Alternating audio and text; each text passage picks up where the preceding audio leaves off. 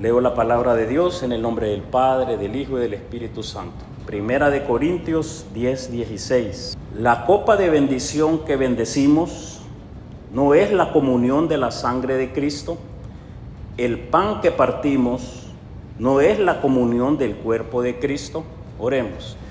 Padre bueno, infinito en gracia, en amor, en misericordia, en el nombre de tu Hijo, nuestro Señor Jesucristo, venimos delante de ti con ruego, con súplica. Que seas tú, Señor, estableciendo tu palabra en nuestros corazones. Que nos santifiques, Padre, en tu palabra es verdad. Que nos hagas dignos en nuestro Señor Jesucristo y seas tú hablando, Señor, y menguando yo. Que tú, Padre, te hagas vida en nosotros. Guíanos con el poder de tu Espíritu Santo. Todo te lo pedimos en Cristo Jesús, porque tuyo es el reino, el poder y la gloria, por los siglos de los siglos. Amén, amén y amén. En el año 2018 hubo un rescate de unos niños tailandeses, eran 12 niños, un equipo de fútbol. Se inundó la cueva y ellos quedaron atrapados. Estuvieron 18 días ahí y fue una titánico poderlos rescatar de esa cueva.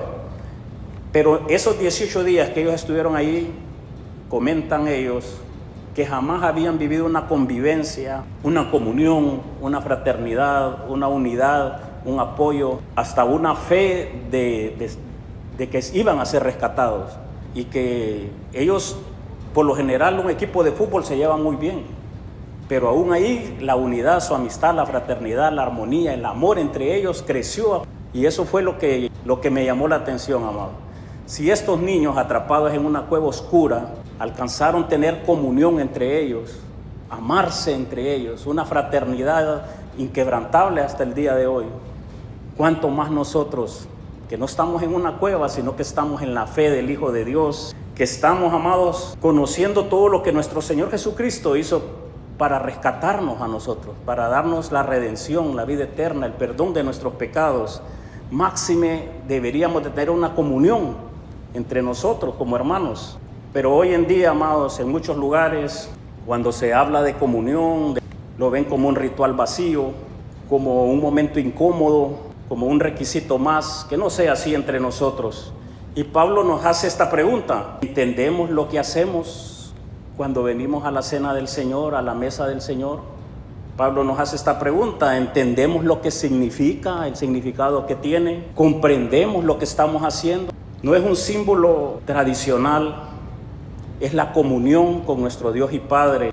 No es en sí una religiosidad, es una participación con Él y nosotros, unos con nosotros, con Él y Él en nosotros. El Señor Jesucristo, amados hermanos, instituyó la cena del Señor una noche antes de ir a la crucifixión. Esto fue durante la Pascua. Estaba establecido una vez al año que ellos tenían una cena, la Pascua.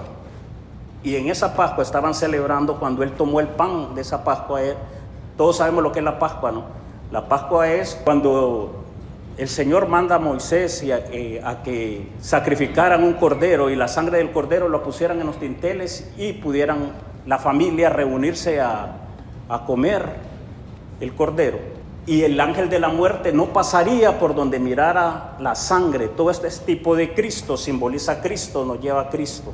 Ese cordero que sacrificaban, se lo comían y panes sin levadura. Esa es la Pascua. El Señor está celebrando eso, que lo hacían, como les dije, una vez al año, y de ahí toma el pan sin levadura y el vino, diciendo: esta copa es mi sangre. El vino de la vid, este era un vino de uvas o un jugo de uvas. Este pan es mi cuerpo. Tomó el cuerpo de la cena de la Pascua y les dijo: es mi cuerpo que es partido y quebrantado por ustedes. Así es como Él deja establecido la cena del Señor, que es una ordenanza. Y ahora, amados, ya no vemos el rescate, ya nosotros vemos la cruz, no el rescate de Egipto, sino la cruz de Cristo. Y se convirtió en el nuevo pacto y en nuestro enfoque hoy en día, la cruz de nuestro Señor Jesucristo. Entonces, en el contexto que Pablo les escribe a los Corintios, habían entre ellos divisiones, y el objetivo de Pablo era llevarlos a la verdad, al conocimiento de qué se trataba la cena del Señor, porque habían abusos de la cena del Señor. Algunos comían y bebían y se embriagaban, hermano, y no esperaban a los otros hermanos. O sea, como que había un desorden. La iglesia de Corinto como que era bien peculiar, ¿no? Pero nos dejó tantas enseñanzas para que nosotros no caigamos en eso. Los ricos humillaban a los pobres, cada quien llevaba comida y quizás el pobre no podía llevar y no le compartían, cosas así. Y la cena del Señor se había convertido en una cena particular, propia, en un festín entre ellos, en esta iglesia. Entonces el propósito de Pablo era corregir esa práctica, mostrando el significado profundo de la cena del Señor y unir a la iglesia, que se amaran entre ellos, y advertir contra la idolatría. Si ven el contexto en los versículos 14 y 21, Pablo les recuerda a los corintios y los lleva directamente a la cruz, al sacrificio de nuestro Señor Jesucristo, a su sangre derramada y a lo que verdaderamente significaba atender la cena del Señor, y los confronta por ese comportamiento que estaban teniendo ellos durante la cena del Señor. Entonces voy a tratar de desglosarles el versículo. Dice en la primera oración: la copa de bendición que bendecimos. Esta copa de bendición, amados, era un término judío. En la cena pascual judía, el padre de familia bendecía a Dios sobre una copa específica y la llamaban copa de bendición, el Kiddush. Cristo, cuando toma la cena del Señor, tomó esa copa, y se los leo en Lucas 22:17. Y habiendo tomado la copa, dio gracias y dijo: tomad esto y repartidlo entre vosotros. Esta es la copa de bendición. O sea, no es una copa mágica, es la copa sobre la cual bendecimos a Dios. Y ahora es la sangre de nuestro Señor Jesucristo, es la sangre del nuevo pacto. Es la copa de vino o jugo de uva, que representa la sangre derramada de nuestro Señor Jesucristo por nuestros pecados. Dice ahí que bendecimos.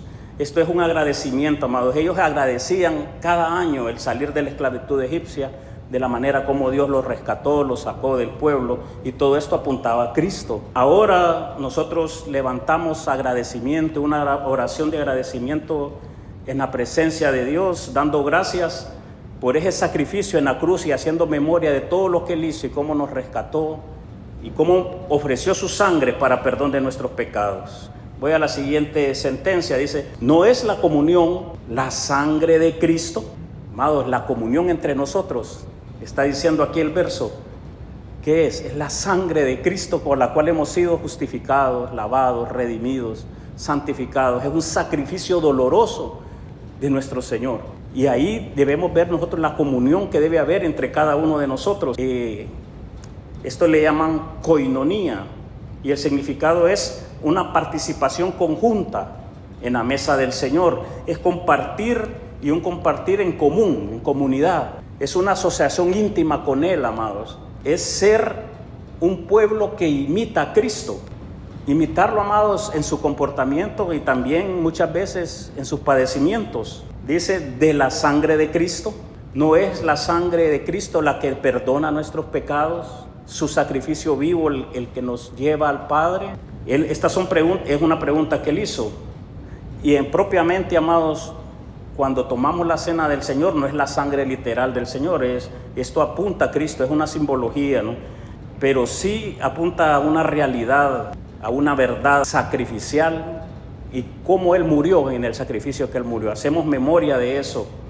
Es la sangre del nuevo pacto, derramada por muchos para perdón de nuestros pecados. Lucas 22:20 dice: de igual manera, después que hubo cenado, tomó la copa diciendo: esta copa es el nuevo pacto de mi sangre, que por vosotros es derramada. ¿Y para qué? Para perdonarnos. Mateo 26:28. Porque esto es mi sangre del nuevo pacto, que por muchos es derramada para remisión de los pecados. Amados, ¿qué significa participar de la sangre de Cristo? Es beneficiarse de su poder redentor, es beneficiarse de esa salvación tan grande que Él hizo por nosotros. Es alcanzar la vida eterna y vivir en el reino de nuestro Señor Jesucristo por todos los siglos. Es estar unido a Él en su muerte, en su sacrificio. Es tener parte de los beneficios del pacto, del nuevo pacto de Dios. Es ser la iglesia de Cristo, amados. Es la seguridad que si morimos vamos a ser resucitados, así como Él resucitó. Es reinar con Él en el milenio y es habitar en la eternidad futura en el reino de Jesucristo para siempre. Voy a la siguiente sentencia, dice, es otra pregunta. ¿El pan que partimos no es la comunión del cuerpo de Cristo? O sea, Él los estaba enfrentando, ¿no? Para que dejaran esa mala costumbre, tuvieran reverencia cuando tomaran la cena del Señor. El pan que partimos, partir el pan, esto era un gesto bien central a la hospitalidad. Era una muestra de hospitalidad judía y cristiana, que compartían el pan con los demás. El Señor Jesús partió el pan en la última cena, lo leo en Mateo 26, dice, y mientras comían, tomó Jesús el pan. Esto es una hospitalidad, amados, es el sentir de ser hospitalario, como cuando a usted le llega alguien muy amado, usted quiere compartir su pan con él. ¿Me estoy explicando? Entonces Jesús tomó el pan y lo bendijo y lo partió y dio a sus discípulos y dijo, tomad, comed, esto es mi cuerpo. Esa era una costumbre judía de compartir el pan como muestra de hospitalidad y de amor al prójimo. Ahora la iglesia primitiva también lo hacía. En Hechos 2:42 dice, y perseveraban en la doctrina de los apóstoles, en la comunión unos con otros, en el partimiento del pan. Une la comunión de unos con otros con el compartir del pan y en las oraciones. El pan, amados, en el tiempo de la Pascua era un trigo molido sin levadura, tenía que ser no leudado y simboliza, amados, y apunta al cuerpo de Cristo quebrantado. Dice ahí el texto, no es la comunión del cuerpo de Cristo. O sea, nosotros tenemos comunión del cuerpo de Cristo, o sea, compartimos ese pan. La respuesta aquí, amados, a esta pregunta tiene un doble significado. ¿Qué es el cuerpo de Cristo? Es el cuerpo físico de su naturaleza humana que estuvo con ellos y que lo ofreció voluntariamente en la cruz del Calvario. Y es el cuerpo espiritual de Cristo que es la iglesia, cada uno de nosotros. El siguiente texto en el 17, Primera de Corintios 10:17 dice, siendo uno solo el pan, nosotros con ser muchos somos un cuerpo. Estamos comprendiendo, amados, nosotros por muchos que somos venimos a ser el cuerpo de Cristo, pues todos participamos de aquel mismo pan. Claramente, amados, aquí el apóstol llamando a la iglesia a que nos miremos como el cuerpo genuino de Cristo y tengamos esa verdadera comunión. El pan nos une. Muchos creyentes forman un cuerpo, así como muchos granos forman un pan. La comunión es participar conjuntamente en unión, en amor, en armonía, cada uno de nosotros con Él, en Él y Él con nosotros, y Él en cada uno de nosotros. Entonces la cena también, amados, anuncia la muerte de nuestro Señor y la pronta venida de nuestro Señor Jesucristo. En 1 Corintios 11:26 dice, así pues todas las veces que comieres este pan y bebieres esta copa, la muerte del Señor anunciáis hasta que Él venga. Nos anticipamos entonces cada vez que tomamos la cena del Señor a su venida. ¿Hasta cuándo? Hasta que Él venga.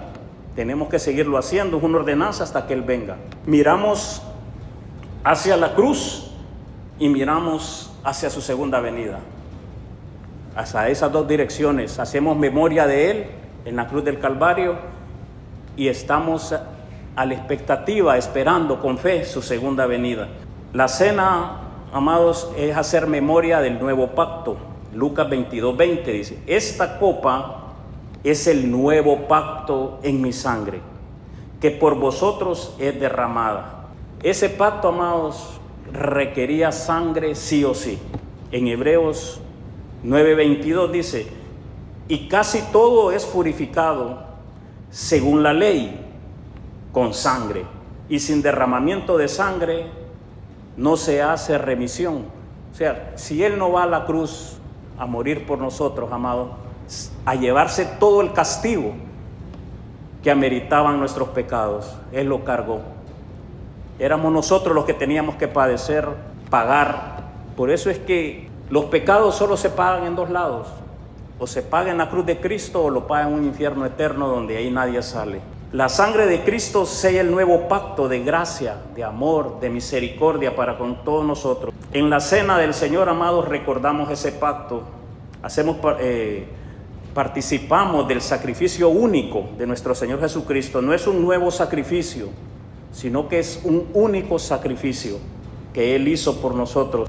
Y hacemos memoria activa del sacrificio en la cruz, no una nostalgia, sino una memoria activa de Él.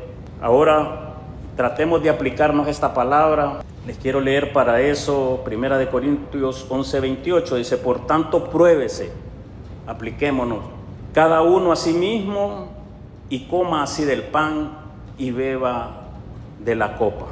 Las preguntas cruciales, amados, es, antes de tomar la cena del Señor, es: si hay pecado no confeso en nosotros. Él vino por remisión de pecados, pero si no los confesamos, ahí están. Hay relaciones rotas que necesitamos restaurar entre nosotros como iglesia. Hay que pedir perdón y acercarnos, hermanos, amados hermanos.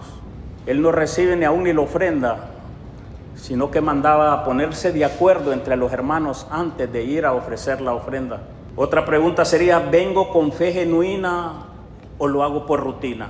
Hacerlo, amados, por tradición y sin fe, y repetirlo sin poner el corazón de por medio, sería vano, sería pecado. Esto siempre nos lleva al arrepentimiento genuino, cuando reconocemos todo lo que hizo Él por nosotros. Ahora, ¿cómo debemos participar de la mesa? Hay que hacerlo con reverencia, con un temor reverente, no miedo. Porque la mesa del Señor, amados, es gracia, es favor, es perdón, es misericordia. Él no vino a condenarnos, sino a salvarnos, no condena. A menos de que se esté en un pecado no confesado o en un problema, ¿no? Un problema entre los hermanos de divisiones como el que tenían los corintios. Entonces hay que discernir también el cuerpo del Señor, cómo Él fue sacrificado en esa cruz, quebrantado por cada uno de nosotros, y discernir el cuerpo, amados, que es la iglesia. Cada uno de nosotros somos parte del cuerpo de Cristo, somos un solo cuerpo en Cristo. Hay que hacerlo también con una expectativa, con fe, con un encuentro con Él, con el Cristo vivo que está sentado a la diestra de Dios, y esperar, amados, que Él nos hable durante ese tiempo, nos ministre y nos transforme. Tiene que haber una transformación, un cambio en nosotros. No es temporal, es permanente y para siempre. No es como cuando hay guerras. En ocasiones hubieron guerras en las cuales venía Navidad y lo que hacían era un alto al fuego. Se abrazaban, se daban regalos de Navidad, terminaba la Navidad y volvían a la guerra. No es eso, hermano. Es eterno para siempre. Lo que Él hace, lanza nuestros pecados al fondo de la mar y no se vuelve a acordar nunca más de ellos. Él le va a presentar a Dios una iglesia limpia, santa, pura, por medio de su sangre. Es eterna, no nada temporal, es permanente. ¿Por qué? Por medio de la sangre de nuestro Señor Jesucristo. Entonces nos reunimos alrededor de la mesa del Rey de Reyes, de Señor de Señores, y a tener una comunión con Él que va a ser eterna, que va a ser para siempre, y nos anticipamos, amados, al banquete que Él tiene preparado para nosotros en las cenas de las bodas del Cordero. Nos preparamos para estar con Él. El vino, que representa entonces su sangre y el perdón de nuestros pecados cuando tomamos el vino. El pan, que representa su cuerpo y la iglesia en comunión. La cena del Señor es la comunión con nuestro Señor Jesucristo y comunión entre nosotros, con el cuerpo de creyentes. Y nos anticipamos a ese banquete que el Señor ya tiene preparado para nosotros. Oramos. Padre bueno, infinito eres en gracia, en amor, en misericordia. En el nombre de nuestro Señor Jesucristo, venimos delante de ti agradecidos de todo nuestro corazón, Señor. a darte gracias por esa mesa, Señor, que tú preparaste anticipadamente para nosotros. Gracias por el pan y la copa que nos recuerdan a nuestro Señor Jesucristo. Gracias por tu amor, Señor, porque hasta que tú regreses, mi Cristo, hasta la segunda venida, seguiremos, Señor, participando de tu mesa mientras estemos aquí en esta naturaleza. Perdónanos, Padre, en el nombre de Jesús, si hemos participado sin discernimiento, haciéndolo sin reverencia a ti, haciéndolo sin fe, sin amor a ti y sin amor a nuestros hermanos. Lávanos, perdónanos, limpia nuestros corazones, reconcílianos, Señor, con nuestro Padre, en el nombre de Jesús. Reconcilia relaciones entre nosotros, Padre, y aviva nuestra fe. Que cada vez que participemos del pan y del vino sea un encuentro genuino contigo, Señor, y una unión más profunda para contigo y para con nuestros hermanos, tu iglesia. Sabemos que tú vienes pronto y así lo anhelamos, Señor. Sí, Señor Jesús, ven pronto. Gracias, Padre, por tu infinita misericordia, tu gracia y tu amor. Así hemos orado porque tuyo es el reino, el poder y la gloria por los siglos de los siglos. Amén, amén y amén. Gloria a Dios. Alabanzas a Cristo para siempre. Gracias, Señor. Aleluya.